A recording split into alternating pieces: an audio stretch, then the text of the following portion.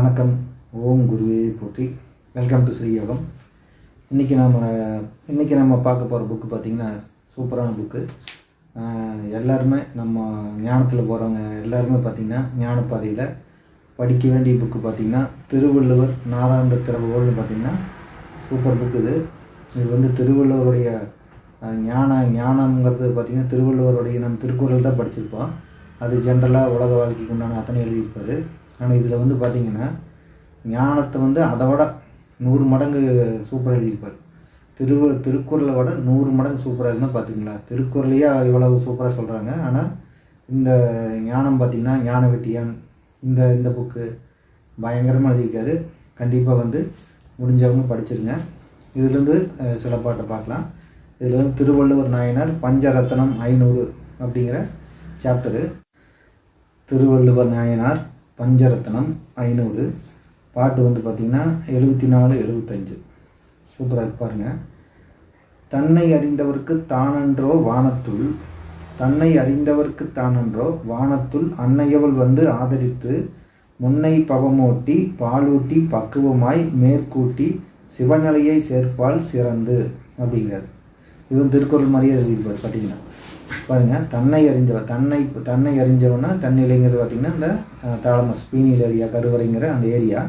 அதை அறிந்தவருக்கு தானன்றோ வானத்துள் அன்னையவள் வானத்தில் அன்னையவள் இந்த வாழைத்தாய் சக்தி அப்படி வேணும் சொல்லலாம் ஆதரித்து சப்போர்ட் பண்ணி முன்னை பவமோட்டி பாலூட்டி பக்குவமாய் மேற்கூட்டி சிவநிலையை சேர்ப்பாள். இப்போ சிவநிலையை சிறந்து சேர்ப்பாள் அப்படிங்கிறாரு. இது என்னென்னு பார்த்தீங்கன்னா முன்னை பவமோட்டி பாலூட்டி அப்படிங்கிறாரு. முன்னை பவமோட்டினா முன் செய்த பாவங்களெல்லாம் கர்மவினையில் தீர்த்து முன்னை பவமோட்டி இந்த கர்மவினையை தீர்த்து பாலூட்டி இந்த ஞான பாலூட்டி பக்குவமாய் எவ்வளோ அருமையாக சொல்கிறாருங்க. இது தன்னை அறியவனும் அப்படிங்கிற தன்னை அறிஞ்சவனுக்கு தான் இந்த மாதிரி அன்னை எவ்வளோ உனக்கு ஹெல்ப் பண்ணுவார் அப்படின்னு சொல்கிறாங்க. தன்னை அறியறதுன்னு பார்த்தீங்கன்னா சும்மாவுக்கு நான் யாருன்னு கோமணத்தை கட்டிட்டு மரத்து மேலுக்கு கல் மேலுக்கு வாழ்க்கை பூரா மாடு கூட பேசிட்டு எருமை கூட பேசிகிட்டு இருக்கிறதெல்லாம் தன்னை அறிதல் கிடையாது. தன்னை அறிகிறதுன்னா அப்படி கிடையாது. தன்னை அறிதலுங்கிறது நம்ம தவத்தலுக்கு தன்னிலைங்கிற இந்த பீனியலை உணரணும். இது வாசியினால தான் முடியும், முறையான பயிற்சியினால தான் அது முடியும். அந்த தன்னிலை அப்படிங்கிறது பார்த்திங்கன்னா அப்படித்தான் உணர முடியும். அதனால் நான் விசாரம் பண்ணுறேன், ஒரு குரூப் வந்துடுவானுங்க விசாரம் பண்ணுறேன்னு. எனத்தை விசாரம் பண்ணாலும் தெரியுங்க, வாழ்க்கை பூரா விசாரம் பண்ணுவானுங்க. சாப்பாட்டில் இந்த சாப்பாடு எப்படி இருக்குது, இந்த அரிசி எப்படி இருக்குது, இங்கே போனால் எவ்வளோ காசு கிடைக்கும், இவன் எவ்வளோ கம்மியாக கொடுக்குறான், இவன் மட்டும் இப்படி சம்பாதிக்கிறானே, இதெல்லாம் விசாரம். இவன் மட்டும் டொனேஷன் அதிகமாக வாங்குறானே, நம்மளால் வாங்க முடியலையே, இப்படியெல்லாம் விசாரம் பண்ணுறது. இப்படியே பண்ணி நாசமாக போக வேண்டியது. அதனால் தன்னை அறிந்தவர்க்கு அவ்வளோதான். பாருங்கள், அடுத்த பாட்டு இது கூட இருக்குது. பிண்டத்தின் மேற்கு பிரிதிவிதான் கிழக்கு அண்டத்தின் அடிமுடி என்று அர்ச்சிப்பார் விண்டும் உள்ளே காணா சுழிமுனையை கண்டார்க்கு பிண்டத்தில் மானா மண்டலிக்கும் மருந்து அப்படிங்கிறாரு. பிண்டத்தின் மேற்கு பிரிவிதான் கிழக்கு அண்டத்தின் அடிமுடி என்று அர்ச்சிப்பார்.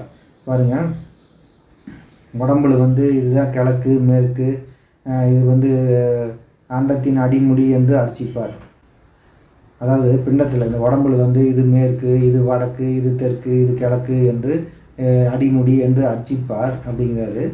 அதாவது யார் சொல்கிறாருன்னா, கிட்டத்தட்ட பார்த்திங்கன்னா நம்ம குரூப் இருக்கிறானுங்க. பார்த்திங்கன்னா கால் கீழே உடம்பு கிழக்கு, முதுகு மேற்கு, முகம் கிழக்கு, கை கால் எல்லாம் வடக்கு தெற்கு, இப்படி புதுசாக பெரிய விஞ்ஞானி கண்டுபிடிச்சான்னு அவங்களே பேசிக்குவானுங்க.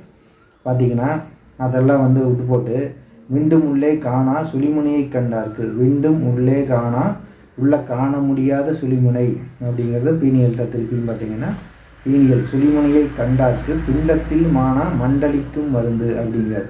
அதாவது உடம்புல என்னைக்கும் உடம்பு அழியாமல் இருக்கக்கூடிய மருந்து பார்த்திங்கன்னா அங்கே தான் இருக்குது அப்படிங்கிறார். இதை பார்த்தவங்க காணா சுழிமுனையை கண்டவர்க்கு உடம்பே அழியாக இருக்கிற சாகா மருந்து கிடைக்கும் அப்படின்னு சொல்கிறாரு. இது எல்லா பாட்டும் சூப்பராக இருக்குது. இந்த பஞ்சரத்னம் பார்த்திங்கன்னா பயங்கரமாக இருக்குது. 500 பாட்டுன்னு அட்டகாசமாக இருக்குது. பாருங்கள், கண்டினியூட்டி பாருங்கள். பூத்த உவர்காலத்தில் பூரணம் ஓங்கி நிற்கும் ஆண்டே ஆண்டேன்னு இந்த பாட்டை முடிப்பார். ஒவ்வொரு பாட்டையும் பார்த்திங்கன்னா ஆண்டே ஆண்டேம்பார்.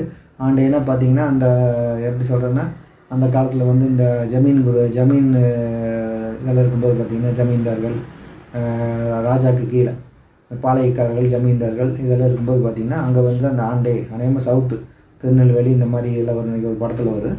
ஆண்டே அப்படின்னா அவங்க பெரியவர்னு அர்த்தம். ஒரு மினிஸ்டர் மாதிரி பெரியவர். அப்போ பார்த்திங்கன்னா மதிப்பு மிக்கவர்னு அர்த்தம். அப்போ அதை வந்து நம்மளுக்கு யூஸ் பண்ணுறாரு.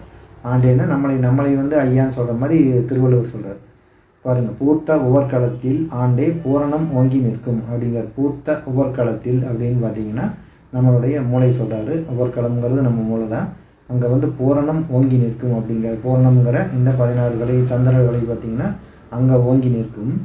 ஆத்தாள் தனையறியாத ஆண்டே அறிவு கெட்டு மாண்டாரே அப்படின்னு. ஆத்தாள் தனையறியாது, அந்த வாழைத்தாய் அறியாமல் அறிவு கெட்டு மாண்டாரே அப்படிங்காரு.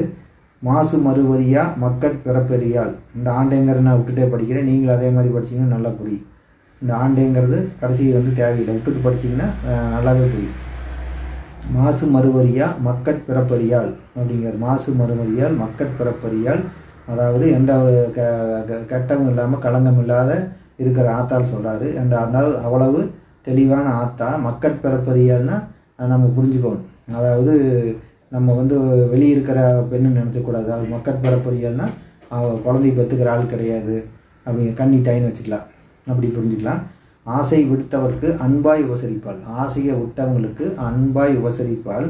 ஊற்றை சடலம் இது ஓடோட பாய்க்கிறது. இந்த உடம்பு வந்து வீணாக போகிறது, ஓட பாய்க்கிறது, விட்டுட்டு ஓட பார்க்குதாம இந்த உடம்பு. நாற்றம் எடுத்தவருக்கு நியாயம் பிறக்குமது அப்படிங்கிறார். நாற்றம் எடுத்தவருக்கு நியாயம் பிறக்குமதுங்கிறாரு. இதையும் புரிஞ்சுக்கணும். இதுவும் பார்த்தீங்கன்னா அவர் இன்டைரக்டாக தான் சொல்கிறார். நாற்றம் எடுத்தவருக்கு அப்படின்னு பார்த்தீங்கன்னா இந்த வாசி மூக்கு நாள் இருக்கக்கூடிய இந்த மூச்சு காற்றை தெரிஞ்சவங்களுக்கு நியாயம் பிறக்கும் அப்படின்னு சொல்கிறாரு. காத்தை அடைத்த கப்பல் கரை காண மாட்டாமலே பார்த்த பெருவெளியில் பாய்மரந்தான் முறிய அப்படிங்கிறார். அப்போ இந்த காற்று அடைத்த கப்பல்னால் இந்த உடம்பு தான். கரை காண மாட்டாமல், இது வந்து பிறவிக்கடல் நீந்த தெரியாமல் பார்த்த பெருவெளியில் பாய்மரந்தான் முறிய. தாயை மகன் மறந்து தாரத்திலே கிடந்தால் மாயும் வகை பதின்மர். அதுனா பார்த்த பெருவெளியில் பாய்மரந்தான் முறிய, அதாவது பெருவெளியில் பாய்மரந்தான் முறிய. அதாவது என்னங்கன்னா இந்த அந்த கப்பல், இந்த காத்தடைச்ச கப்பல் வந்து கரையேற முடியாமல் பெருவெளியில் பாய்மரந்தான் முறிய அப்படின்னு சொல்கிறாரு. பாய்மரம்னா பார்த்தீங்கன்னா இந்த உயிர் தான். உயிருங்கிறது கட்டாகுது அப்படிங்கிறார். அதாவது பாய்மரங்கிறது அந்த உயிர், இந்த மூச்சு காற்று கட்டாயுது அப்படிங்கிறாரு. தாயை மகன் மறந்து தாரத்திலே கிடந்தாள் அப்படிங்கிற. தாயை மகன் மறந்து, எவ்வளோ அருமையாக லைன் பாருங்கள். அம்மாவை மறந்துட்டு தாரத்திலே கிடந்தாள். வெத்த தாயை மறந்துட்டு பொண்டாட்டிக்கிட்டே கிடந்தான்னா மாயும் வகை பதின்மர் மாயை மயக்கத்தினார். இந்த பெண் மாயையிலே வந்து இருந்ததுனால தான் இவங்க செத்து போகிறாங்க அப்படின்னு சொல்கிறாரு. காயத்தின் பொக்கிஷத்தை காண வகையறியார். இந்த உடம்புல இருக்கிற பொக்கிஷம், காயத்தின் பொக்கிஷம் காண வகையறியார். இதை கண்டுபிடிக்க தெரியாதவங்க வாயை திறந்த பிள்ளை வர்மம் தெரிந்ததுவே அப்படிங்கிறார். வாயை திறந்த பிள்ளை, வாயைனா உங்களுக்கு வந்து அந்த 10ஆம் வாசல். அந்த 10ஆம் வாசல் திறந்தாச்சுங்கன்னா அதுக்கு வந்து வர்மம் தெரிந்ததுவே, அந்த பாயிண்ட் தெரிஞ்சிருச்சு, அந்த வர்மத்தை நீக்க தெரிஞ்சிருச்சு. 10ஆம் வாசல் திறந்துட்டாலே அவங்க வந்து அந்த பீனியல் அடைய முடியும். அதைத்தான் வந்து சொல்கிறாரு இங்கே. இது எல்லாமே பாருங்கள் பரிபாஷியத்தை இருக்குது. படித்து பார்த்தீங்கன்னா ஒன்றோட ஒன்று சம்மந்தம் இல்லாத மாதிரி எழுதிக்கிறார். ரெண்டு வார்த்தை எழுதிக்கிறார். பாருங்கள், மேலே 2 வார்த்தை கீழே 2 வார்த்தை எழுதுகிறாரு. அதே வந்து இப்படி எழுதி வைக்கிறார். திருக்குறள் மாதிரி எழுதிக்கிறார். அதான் உண்மை. வர்மம் தெரிந்ததுவே எஞ்சான் உயரமது ஏற வகையும் இல்லை அப்படிங்கிறார். எஞ்சான் உயரமது ஏற வகையும் இல்லை அப்படிங்கிறார். அதாவது இந்த முதுகெலும்புடைய இந்த உடம்புல இருக்கிற அந்த முதுகெலும்பில் இருக்கிற சுழுமுனை பாதையில் வந்து ஏற வகையும் இல்லை. பெஞ்சாதி ஆசையில்லோ பின்னுக்கு இழுக்குது இங்கேங்கிறார். சூப்பரான லைன் பாருங்க, கடைசி லைன் தான். பெஞ்சாதி ஆசையில்லோ ஆண்டே பின்னுக்கு இழுக்குது இங்கே அப்படிங்கிறார். பாருங்க, பெஞ்சாதி ஆசை, பொண்டாட்டி ஆசை தான் வந்து ஆண்டே பின்னுக்கு இழுக்குதுங்க அப்படிங்கிறார். நம்மளை வந்து ஞானப்பாதையில் முன்னுக்கு போகாமல் பின்னுக்கு இழுக்குது அப்படிங்கிறார். யார்? திருவள்ளுவர் சொல்கிறார். திருவள்ளுவரும் பார்த்திங்கன்னா மனைவி கூட இருந்தவர் தான். அதாவது இந்த மாயை சொல்கிறார். பெண் மாயை தான் வந்து உங்களை வந்து ஞானப்பாதையில் முன்னேற விடாமல் தடுக்குது அப்படின்னு சொல்லி லாஸ்ட் லைனில் முடிக்கிறாரு. ஆனால் பாருங்கள் எவ்வளோ அருமையாக எழுதிக்கிறாரு. இப்போ கூட பாருங்கள், பெஞ்சாதி ஆசையில் பார்த்திங்கன்னா நம்ம சினிமா சாமியார் போயிட்டார். இப்போ ஆசை இழுக்குது பார்த்திங்களா, பின்னுக்கு இழுக்குது. ஞானப்பாதைக்கு போகாமல் திருப்பி ரிவர்ஸில் இழுக்குது. சினிமா ஆசையினால் திருப்பி ரிவர்ஸுக்கு போகிறாங்க. இது மாதிரி பல விதமான விஷயங்கள் வந்து சித்தர்கள் அன்றைக்கே சொல்லி வச்சுருக்காங்க. எல்லாமே சூப்பராக வருது. தாயை மகன் மறந்து தாரத்தில் கிடந்தாள். லைன் பாருங்கள் எப்படி இருக்குன்னு. ஏதாவது திருக்குறளில் கூட இப்படி வராது. பெஞ்சாதி ஆசையல்லோ பின்னுக்கு இழுக்குதிங்க, முடிஞ்சது. இதுக்கு மேலே வந்து விளக்கு ஒன்றுமே கிடையாது. அடுத்த பாடல் பார்க்கலாம். சூப்பராக இருக்குது அதுன்னு.